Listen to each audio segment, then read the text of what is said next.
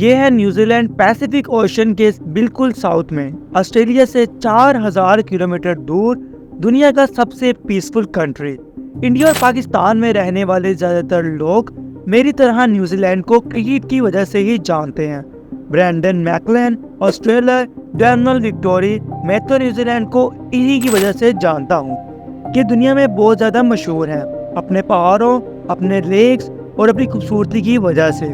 اور ساتھ بات کی جائے ان کی ہائی کوالٹی فوڈ کے بارے میں تو یہ چیز بھی ان کی بہت زیادہ مشہور ہے اور بہت سے لوگ ان کی اسی خوبصورتی کی وجہ سے ان کو جانتے ہیں۔ آپ کو پتہ نہیں ہوگا، لارڈس آف دی کنگز بھی نیوزی لینڈ کی انہی خوبصورت وادیوں میں ہوئی تھی۔ نیوزی لینڈ کا موسم بالکل یوکے کی طرح ہے، ہلکی سی گرمی، لانگ ونٹرز اور اچھی خاصی بارش۔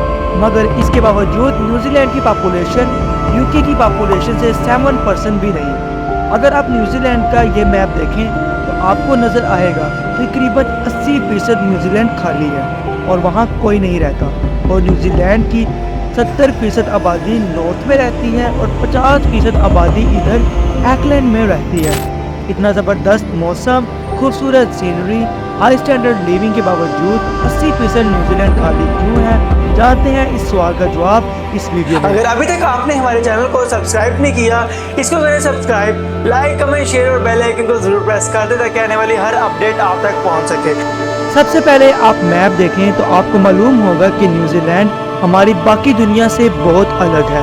مطلب آپ کراچی یا ممبئی سے جہاز میں بیٹھیں تو یہ پورا عربین سی اور انڈین اوشن کو کراس کر کے تقریباً 18 سے 20 گھنٹے کی فلائٹ کے بعد نیوزی لینڈ پہنچ جاتے ہیں۔ سوال یہ پیدا ہوتا ہے کہ انسان دنیا سے اتنی دور کس طرح آیا اور اس آئی لینڈ تک کس طرح پہنچا؟ اب یہاں پر ملٹیپل ویڈیوز میں اگر ہم نیوزی لینڈ کی آفیشیل ویب سائٹ پر جائیں تو یہ لکھا ہے کہ آج سے 1000 سال پہلے لگ بھگ 1320 سے 1350 کے بیچ ماؤری لوگوں نے نیوزی لینڈ کو ڈسکور کیا۔ ماؤری پیسیفک اوشن کے ان سارے آئی لینڈ جن کے سامنے پولیشین اور آئی لینڈ جیسے لیک موجود تھے، وہاں پر رہنے والے لوگوں کو کہا جاتا ہے۔ آفیشیل سورسز کے مطابق ماؤری 13ویں صدی کے آس پاس اپنے سارے آئی لینڈ چھوڑ کر بڑی بڑی کشتیوں میں بیٹھے اور ادھر نیوزی لینڈ پہنچ گئے۔ یہ وہی زمانہ بنتا ہے جب چنگیز خان پورے یورپ ایشیا میں اپنا کنٹرول لے رہا تھا۔ لیکن اب سوال یہ پیدا ہوتا ہے کہ یہ لوگ اپنے پرانے آئی لینڈ چھوڑ کر نیوزی لینڈ آئے کیوں؟ اس سوال کا کھوج لگانے کے لیے جب ریسرچ کی تو آرٹیکل سے پتہ چلا کہ ماؤری کی اپنے ہسٹوریکل ریسورسز میں تھوڑا سا ڈیفرنس ہے۔ ماؤری کو ٹریڈیشنل کے مطابق نیوزی لینڈ 13ویں صدی میں ہی بالکل نہیں ملا۔ اس سے بھی 500 سال پہلے 750 AD کیوپے نام کے ایک ماؤری نے ایک ڈسکور کیا تھا۔ وہ ایک فشر مین تھا جو اپنے اور اپنے لوگوں کے لیے مچھلیاں پکڑتا تھا۔ پھر ایسا ہونا شروع ہوا کہ اس نے جب بھی جال لگایا تو اس کی مچھلیاں وہاں کی آکٹوپس کھا جاتے اور ان لوگوں کے ہاتھ کچھ بھی نہ آتا۔ اب کیونکہ ان لوگوں کا مین فوڈ، مین ریسورس، مین کھانے کا ذریعہ جو تھا وہ مچھلی ہی تھی، اور یہ آکٹوپس کھانے کی وجہ سے ان کو کافی مشکلات پیش آ رہی تھی، اور اس کا حل یہ نکلا کہ آگے کوپے اور اس کے کچھ ساتھی سمندر میں جا کے کسی اور آئی لینڈ کی کھوج لگانے کی کوشش میں لگ گئے اور کھانے پینے کی خاصی سپلائی ہوئی۔ کوپے اپنی کھوج میں 20 سے 22 لوگ لے کر جاتا تھا اور کچھ دن کے سفر کے بعد ہی بڑے پہاڑوں والی وادی میں گھس جاتا اور اس کو ایک آئی لینڈ نظر آنے لگتا، اور اصل میں یہ اونچی اونچی پہاڑیاں، یہ لیکس اور یہ خوبصورت جگہ نیوزی لینڈ ہی تھی۔ سی فوڈ، بھیڑ، بکریوں اور پھلوں سے مالا مال آئی لینڈ جیسے کوئی اور دوسرا انسان نہیں رہتا ہو، اور اس میں صرف اور صرف خالی بیابان، صرف نیچر ہی موجود ہو۔ کوپے اور اس کے ساتھیوں کے لیے یہ پرفیکٹ جگہ تھی کیونکہ وہ اسی جگہ کی تلاش میں تھے۔ کوپے نے اپنے چند ساتھیوں کو واپس پولیٹیشین آئی لینڈ بھیجا اور کہا کہ باقی ساتھیوں کو اس آئی لینڈ کی خبر دے دو، اور اس طرح نیوزی لینڈ پر ماؤری لوگ آباد ہونا شروع ہو گئے۔ 17ویں صدی تک ماؤری لوگ سکون سے نیوزی لینڈ میں رہتے رہے اور دنیا سے دور ہونے کی وجہ سے نہ ان کی کسی سے دشمنی تھی اور نہ ہی کسی سے کوئی خطرہ تھا۔ مگر یہ سب بہت جلد بدلنے والا تھا۔ یہ وہ وقت تھا جب ویسٹ انڈین اپنی طاقت کو بڑھانے کے لیے پوری دنیا میں پھیل رہی تھی۔ ایکسپلوررز کو بھیجا جا رہا تھا، وہ آئی لینڈ کنٹریز ڈسکور کر رہے تھے جن پہ قبضہ کر کے یورپین کنٹری اپنی پاور بڑھا رہے تھے۔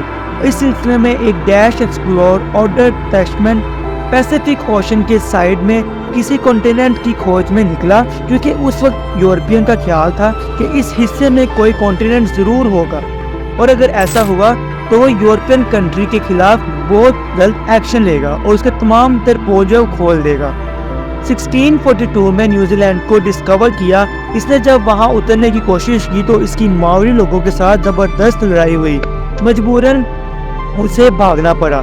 1769 में इसी कॉन्टिनेंट को ढूंढता हुआ न्यूजीलैंड आ पहुंचा। एक दफ़ा फिर जेम्स के फौजियों ने और माओरी लोगों ने के दरमियान ज़बरदस्त लड़ाई हुई।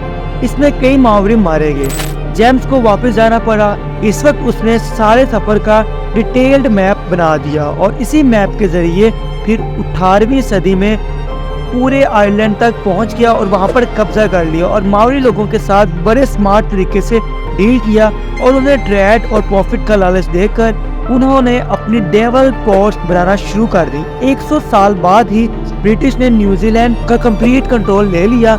ब्रिटिश और माओरी लोगों के दरमियान 1840 में द ट्रीटी ऑफ वेटेज के नाम से एक लड़ाई हुई, एक जंग साइन की गई, एक पेज साइन किया गया। इस ट्रीटी के बाद न्यूजीलैंड ऑफिशियली यूरोप और ब्रिटिश अंपायर का हिस्सा बन गया। इस वक्त माओरी लोगों की पॉपुलेशन 2 लाख थी। अगले 100 सालों में ये पॉपुलेशन बढ़ाने की वजह से 2 लाख कम होकर 40,000 तक आ गई और इसकी 2 मेन रीजंस थी। असल में जब यूरोपियन लोग यहाँ पर आए तो वो बहुत सी बीमारियों का शिकार हो रहे थे, मगर माओरी लोगों पे इन बीमारियों का कोई असर नहीं हो रहा था और ये इमिग्रेशन के बाद ही माओरी लोग मरना शुरू हो गए। दूसरा, 19वीं सदी में न्यूजीलैंड एक बहुत बड़ी वायलेंट जगह बन चुका था। ट्रीटी ऑफ वालेटजी के 5 साल बाद ही ब्रिटिश और लोकल माओरी के दरमियान एक बहुत बड़ी ऑनरशिप हुई और उन्होंने उनको सीरियस वॉर के तौर पर लिया जो अगले 40 साल तक चलने वाली थी। इन वॉर में बहुत ज़्यादा लोकल माओरी मारे गए। अब फाइनली ये सारा सिलसिला 1881 में जाकर जब माओरी लोगों के साथ बड़ी चीख मारे गए तो एक माओरी क्रश हो चुकी थी। ब्रिटिश भी ये समझ चुके थे कि ऐसे आगे नहीं बढ़ा जा सकता और इसीलिए इसी वार के बाद ब्रिटिश ने हर एक को लोकल से की स्टेट होल्डर बना दिया और इस तरह 20 और प्रोजेक्ट शुरू हो गए। शुरू में बताया गया कि न्यूजीलैंड का इतना ज़्यादा हिस्सा खाली क्यों है और सारे लोग इधर नॉर्दर्न आइलैंड में ही क्यों रहते हैं। असल में इसका ये सारा हिस्सा खाली क्यों है क्योंकि इस पर ही आइलैंड रहना शुरू कर दी, क्योंकि यहाँ पे कंस्ट्रक्शन का काम इम्पॉसिबल था। न्यूजीलैंड के हर तरफ माउंटेन्स हैं और ज़मीन इतनी अनइवन है कि इवन के ऊंचे ऊंचे पहाड़ है जहाँ पर खुश्की बहुत ज़्यादा है और पानी इतना ज़्यादा है कि जहाँ पर ज़िंदगी बसर करना बहुत मुश्किल हो, जिसकी वजह से यहाँ पर इमिग्रेशन भी नहीं हो सकती। इसीलिए न्यूजीलैंड को मेजॉरिटी पॉपुलेशन इधर नॉर्दर्न आइलैंड में रखनी पड़ी और रह भी रही है। और पॉपुलेशन शॉर्टेज के इस मसले को हल करने के लिए न्यूजीलैंड को गवर्नमेंट ने वर्ल्ड वार II के नाम से इमिग्रेशन पॉलिसी रिलैक्स की बहुत बड़ी ऑफर दी।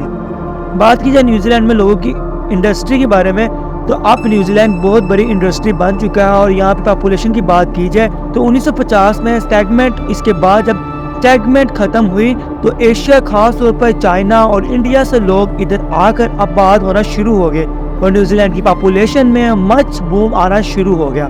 आज न्यूजीलैंड में 70% वो लोग रहते हैं जो न्यूजीलैंड से बाहर रहते हैं। अब न्यूजीलैंड की गवर्नमेंट लोगों को डॉलर्स दे रही है ताकि ऑकलैंड से विक्टोरियन में शिफ्ट हो जाए, ताकि ऑकलैंड पर प्रेशर कम हो।